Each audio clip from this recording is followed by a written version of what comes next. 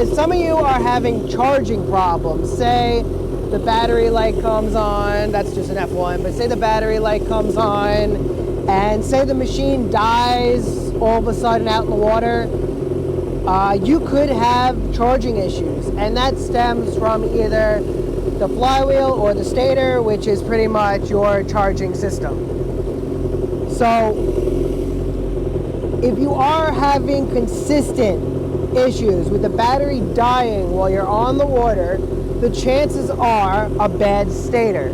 All right, guys, here is an example of a machine that had a fully charged battery, and it has been running for maybe about an hour so far. And now the battery indicator light is going on, and I guarantee you that the voltage on the battery is dropping. So there's really minimal possible reasons for this. A, you actually have a bad battery or a draw, which, okay, that's possible. Or B, you have a charging system problem, which this machine does have. That all stems from the stator or flywheel or both. So that's when the magnets become damaged on the flywheel, or the stator windings become damaged, or they short, or something of the sort. So obviously this machine has that problem, and hopefully none of you will ever have this problem, because it's a pain in the neck to replace the stator or flywheel in here. Believe it or not, the motor actually has to come up and the front cover has to come off. It is not a fun job. It's doable, but not a fun job. So I want to show you what it looks like to have a good stator. We have a machine here that has a good stator.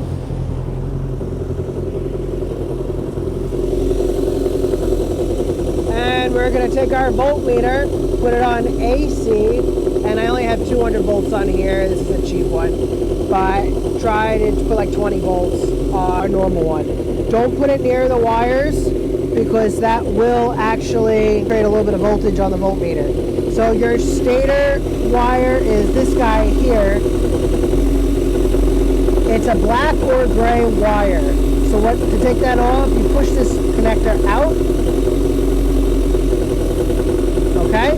And this is the side that comes from the stator axle itself.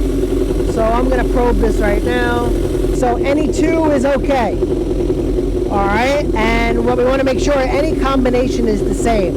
And this is correct. It should be 20 volts at idle. So now I'm going to switch. I'm going to put the red one down below, and then I'm going to do one more round. Let's make sure they're all the same. Okay, I swapped them. Now here are these two leads. Also, 20 volts, perfect, at idle. Oh, there the alarm went off because it can tell that the battery is not charging. So that's a good indication there.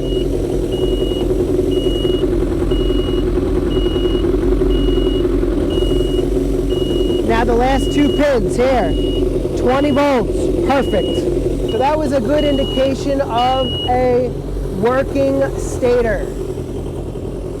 Now let's jump over to this machine here and show you an example of a non-working or functioning stator. Same deal, we're going to pull this connector up.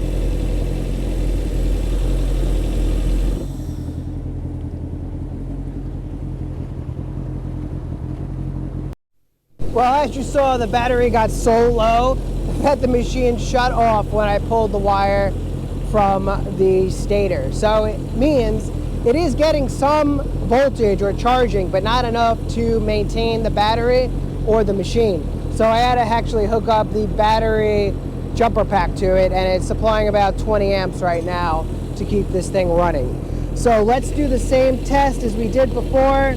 All right, these two here, 6.6 volts. That ain't good.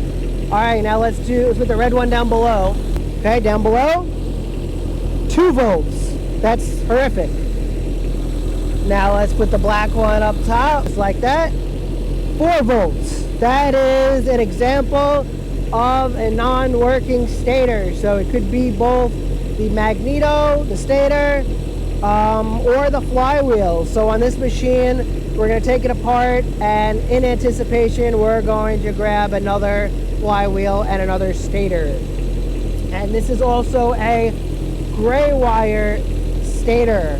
So that means this is from a supercharged machine. So we got to make sure we put a supercharged stator and flywheel combo in here, or naturally aspirated. So hope this helped you guys. For any of you that are having this issue, this will shed some light on what you need to do and how to resolve the problem. Catch you later, guys.